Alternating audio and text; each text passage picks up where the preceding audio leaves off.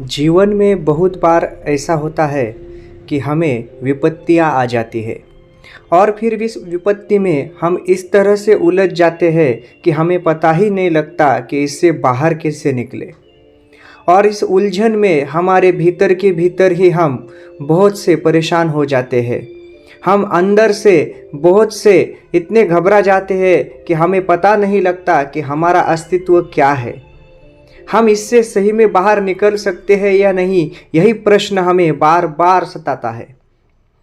और फिर ऐसी सिचुएशन में, ऐसी स्थिति में आदमी डिप्रेशन में चला जाता है। उसे लगता है कि हमें इससे बचाने वाला कोई नहीं है। लेकिन गोस्वामी तुलसीदास कहते हैं कि इन विपत्ति में से भी हम बाहर आ सकते हैं।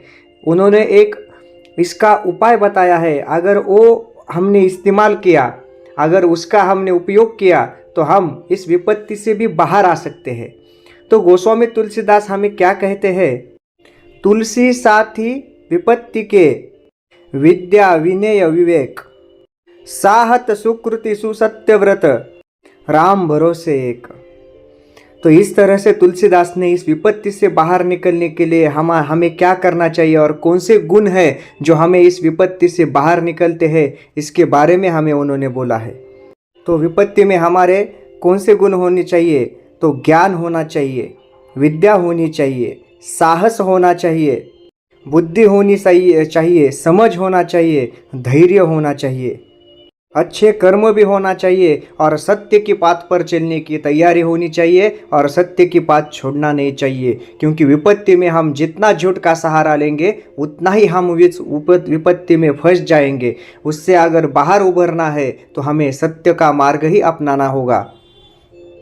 और ये सभी गुण होने के बाद अंत में हम राम पे भरोसा कर सकते हैं, भगवान पे भरोसा कर सकते हैं, क्योंकि भगवान ही है जो हमें इन सभी विपत्तियों से बाहर निकालते हैं। लेकिन उससे पहले जो भी मैंने गुण बताया है, अभी तुलसीदास जी ने जो भी गुण बताए हैं, वो भी गुण हमारे इसमें होने चाहिए, अंदर होने चाहिए, जिसकी बदौलत हम इससे विपत्ति से बाहर निकल सकते हैं।